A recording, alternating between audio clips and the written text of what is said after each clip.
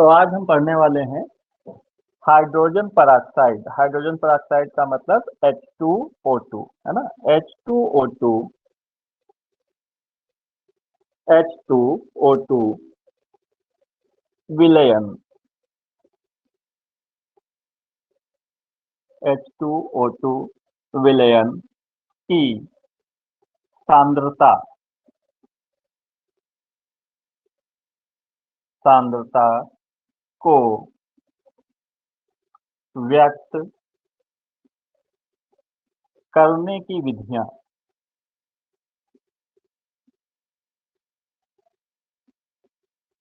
व्यक्त करने की विधियां।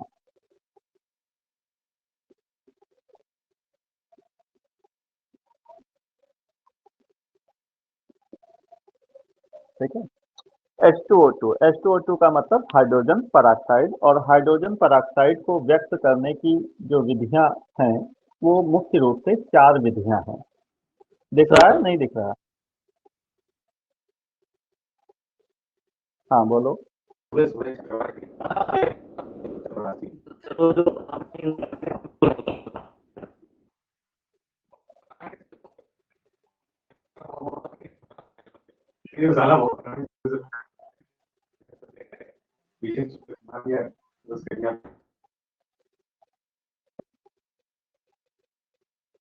तो हाइड्रोजन पराक्साइड को व्यक्त करने की मुख्य रूप से 4 विधियां हैं। सबसे पहले तो यहाँ पर एक जो टर्म दिया है विलयन, तो विलयन का क्या मतलब होता है? तो विलयन का मतलब होता है कि इसमें 2 चीजें होंगी। सबसे पहले देखते हैं कि विलयन का क्या मतलब होता है। तो विलयन का मतलब होता है कि इसमें 2 चीजें होंगी। एक को हम कहते हैं विलेय, एक को कहते हैं विलेय, और दूसरे को हम कहते हैं विलायक। दूसरे को हम कहते हैं विलायक। ठीक है। विलायक का मतलब ये होता है कि जैसे विलयन को थोड़ा अगर हम आसान शब्दों में समझें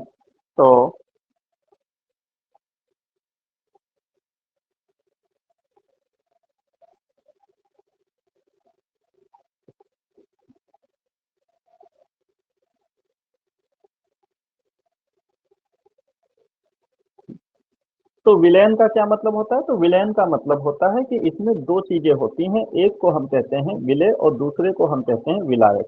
विलायक जो हमारा होता है तो वो ज्यादा मात्रा में होता है। विलायक का मतलब है कि अधिक मात्रा में। ये जो विलायक होगा वो हमारा अधिक मात्रा में होगा,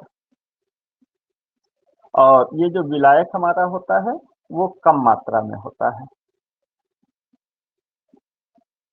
ये कम मात्रा में उपस्थित होता है। जैसे अगर हम बात करें चीनी के शरबत की, चीनी का, ठीक है, चीनी का शरबत, ठीक। तो इसमें 2 चीजें होती हैं। कौन कौन सी 2 चीजें होती हैं? तो एक होती है इसमें चीनी, और दूसरा क्या होता है? दूसरा हमारा होता है जल या पानी, है ना। ये जल होता है। तो आप जानते हैं कि ये जो चीनी होती है ये क्या होती है? ये कम मात्रा में होती है। जब भी हम इसका शरबत बनाते हैं तो चीनी कम मात्रा में होती है, और दूसरा हमारा जो जल होता है ये अधिक मात्रा में होता है। ये हमारा अधिक मात्रा में होता है ये। ठीक है। तो अगर हम कहेंगे चीनी क्या है तो आप इसे कहेंगे विलेय। ये क्या है? हमारा विलेय है। और अगर ये जल हम कहें तो ये क्या होता है? तो इसको हम कहेंगे ये हमारा विलायक है। इसी प्रकार से अगर एक दूसरा एग्जाम्पल लें, हम कहें नींबू पानी, नींबू पानी, ठीक है। इसका मतलब इसमें भी 2 चीजें हैं। एक तो है नींबू, और नींबू क्या? नींबू, नींबू का मतलब क्या है भाई? खड़ा नींबू नहीं है, ठीक है। नींबू का मतलब हो गया नींबू का रस, है ना। तो एक तो इसमें हो जाएगा नींबू का रस, और दूसरा हमारा जो हो जाएगा वो पानी या जल, जल। तो इसमें भी देखते हैं कि जो नींबू पानी हमारा होता है तो उस नींबू पानी में भी जो नींबू होता है, नींबू का रस होता है वो कम मात्रा में उपस्थित होता है, लेकिन जो पानी होता है वो ज्यादा मात्रा में उपस्थित होता है। तो ये हमारा हो जाएगा कम मात्रा में, कम मात्रा में उपस्थित होगा नींबू का रस। और ये जो जल होगा हमारा ये अधिक मात्रा में होता है, ये अधिक मात्रा में होता है। तो इसलिए ये जो नींबू का रस होगा ये हमारा कहलाता है विल ये हमारा विलय कहलाता है, और ये जो जल होता है ये हमारा कहलाता है विलायक। ये हमारा कहलाता है विलायक। ठीक है, तो इसी प्रकार से देखते हैं कि हम थोड़ी सी चर्चा करते हैं।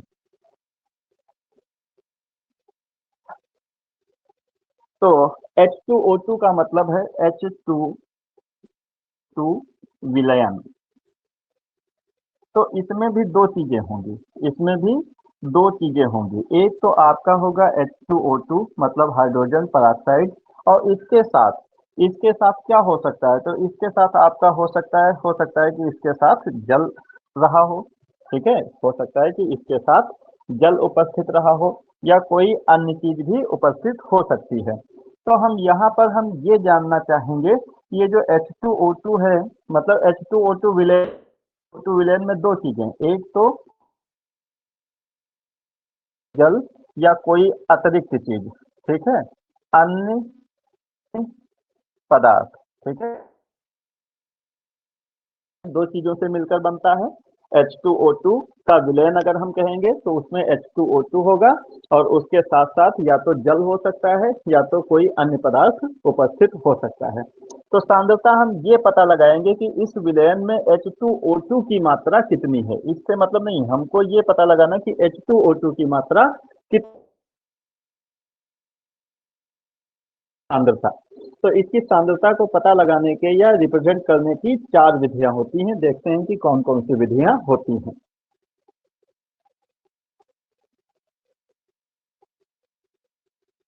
तो सबसे पहले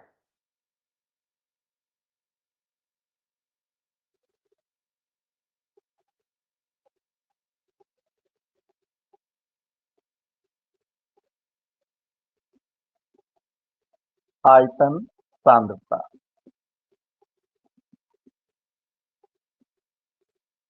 आयतन सांद्रता क्या होती है? तो आयतन सांद्रता का मतलब होता है कि हाइड्रोजन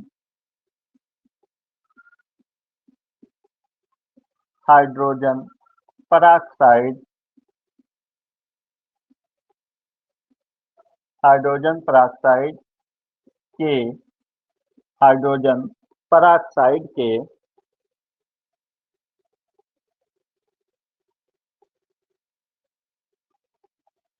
हाइड्रोजन पराक्साइड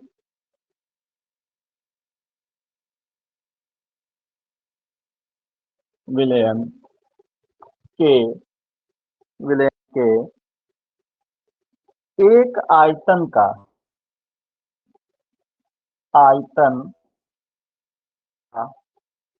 पूर्ण अपघटन पूर्ण अपघटन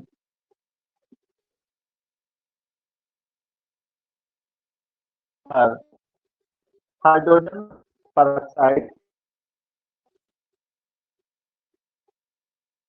हाइड्रोजन पेरोक्साइड के एक आयतन का पूर्ण अपघटन कराने पर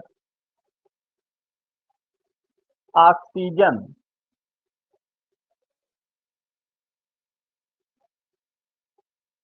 ऑक्सीजन गैस गैस का जो आयतन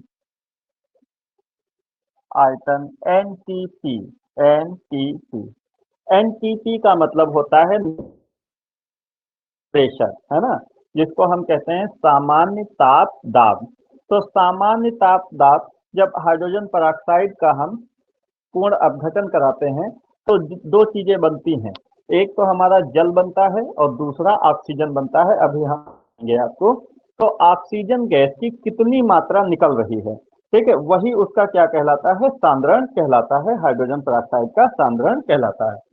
तो ऑक्सीजन गैस का जो जो आयतन एनटीपी पर प्राप्त होता है, एनटीपी पर प्राप्त होता है होता है वह वह हाइड्रोजन पेरोक्साइड का वह हाइड्रोजन पेरोक्साइड का वह हाइड्रोजन पेरोक्साइड की आयतन आयतन सांद्रता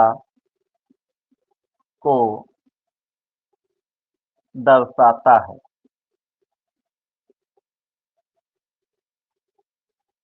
दर्शाता है। ठीक है, एक एग्जाम्पल के द्वारा इसको हम समझेंगे।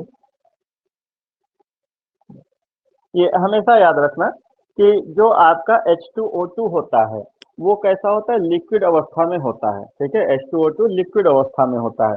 और जब उसका हम अपघटन कराएंगे, जैसे अगर हम यहाँ पर एक रिएक्शन लिखें 2H2O2 और इसका हम करा दें अपघटन,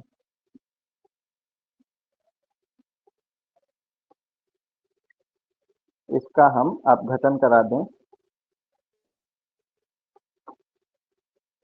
तो इसका जब अपघटन कराएंगे तो एक तो बनेगा जल और दूसरा बनेगा ऑक्सीजन। ऑक्सीजन किस अवस्था में होगा, तो ये गैसीय अवस्था में होता है। ऑक्सीजन हमारा गैसीय अवस्था में होता है। तो ऑक्सीजन जब गैसीय अवस्था में होता है, द्रव अवस्था से अगर कोई चीज गैसीय अवस्था में जा रही है तो जाहिर सी बात है कि उसका आयतन जो होता है वो बढ़ जाता है। द्रव से कोई चीज गैस अवस्था में जाती है तो उसका आयतन बढ़ जाता है। जैसे अगर हम जल जल को अगर हम उबालना शुरू कर दें और जब जल को उबालेंगे तो जल किस में बदलेगा, जल वाष्प में बदलेगा। और जब जल वाष्प में बदलेगा तो वो ज्यादा आयतन घेरेगा, है ना, तो उसका आयतन बढ़ जाता है। तो इसका अगर हम कर दें जल अपघटन तो ये आपका हो जाएगा 2H2O। 2H2O और साथ में आपका बनेगा O2, है ना। तो ये हो गया हाइड्रोजन पेरोक्साइड, हाइड्रोजन पेरोक्साइड। ठीक है, यहाँ हमको सिर्फ इस पे ध्यान देना है। और ये हमारा हो गया ऑक्सीजन, ऑक्सीजन गैस। ये हमारा हो गया ऑक्सीजन गैस। तो अगर हम यहाँ पर कहें, अगर यहाँ पर हम कहें कि 10 आयतन, क्वेश्चन ऐसे पूछा जाता है। ठीक है, ये समझ लो कि क्वेश्चन है आपका, 10 आयतन H2O2 का क्या अर्थ है, क्या अर्थ है। ठीक है, ये क्वेश्चन पूछा जाता है। कह दिया जाता है कि 10 आयतन H2O2, 10 आयतन H2O2 का क्या अर्थ है। तो इसका क्या अर्थ हो जाएगा, तो इसका अर्थ ये हो जाएगा कि 10 आयतन, अब ये 10 आयतन क्या हो सकता है, तो ये 10 आयतन का मतलब ये 10 लीटर भी हो सकता है, ये 10 मिलीलीटर भी हो सकता है, ये 10 लीटर भी हो सकता है, 10 मिलीलीटर भी हो सकता है। तो हम ये कहेंगे, मतलब यहाँ पर अगर ये जो H2O2 है, अगर मान लीजिए कि ये 1 ml है, कितना है, 1 ml, तो यहाँ पर ये जो ऑक्सीजन बनेगी वो आपकी कितनी बनेगी, तो ये ऑक्सीजन हमारी बनेगी 10 ml। ये ऑक्सीजन कितनी बनेगी, 10 ml बनेगी। तो अगर 10 आयतन H2O2 का अर्थ आपसे पूछता है तो इसका अर्थ होता है, आप ये लिखेंगे कि 10 आयतन H2O2 का अर्थ है कि कि 1 ml H2O2 विलयन का पूर्ण अपघटन, पूर्ण अपघटन, पूर्ण अपघटन कराने पर, कराने पर 10 ml, 10 ml O2 gas O2 gas प्राप्त होती है, प्राप्त होती है।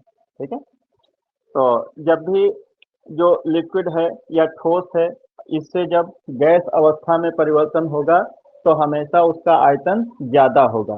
ठीक है, द्रव या ठोस जो होते हैं इनका आयतन कम होता है गैस की अपेक्षा, तो गैस में जब ये बदलेंगे तो गैस का आयतन अधिक होगा। तो जब H2O2 विलयन का हम अपघटन कराएंगे, पूर्ण अपघटन, तो दो चीजें प्राप्त होती हैं, एक तो वाटर और दूसरा ऑक्सीजन। ऑक्सीजन कैसा होता है, गैस होता है, और गैस हमेशा गैस की मात्रा क्या होगी, ज्यादा होगी। तो अगर यहाँ पर मान लीजिए 1 ml है, तो यहाँ पर ये कह दिए कि जो हमारा हाइड्रोजन परऑक्साइड है उसकी सांद्रता कितनी है, 10 आयतन है। ये हाइड्रोजन परऑक्साइड विलयन की सांद्रता कितनी है, 10 आयतन।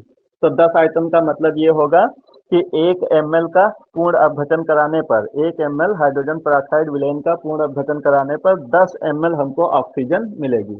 हो सकता है कि ये 10 की जगह कह दे 20, कह दे 20।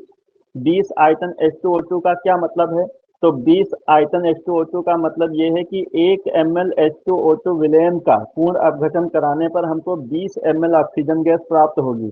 इसी प्रकार से अगर कह दे कि 30 आयतन H2O2 विलयन का क्या मतलब है, तो इसका मतलब होता है कि अगर 1 ml H2O2 विलयन का हम पूर्ण अपघटन कराएंगे तो वहां पर हमको 30 ml ऑक्सीजन मिलेगी। ठीक है, ये तो मिलीलीटर में हो गया। हम लीटर में लिखना चाहें तो लीटर में भी लिख सकते हैं। हम ऐसे लिखेंगे कि 1 लीटर, फिर वहां पर मिलीलीटर की जगह क्या कर देंगे, लीटर कर देंगे, कि 1 लीटर H2O2 विलयन का पूर्ण अपघटन कराने पर, यहाँ अगर 10 लिखा है तो हम लिखेंगे कि 10 लीटर ऑक्सीजन गैस प्राप्त होगी। ठीक है, तो ये होता है आयतन के फॉर्म में हाइड्रोजन पेरोक्साइड की सांद्रता को व्यक्त करना।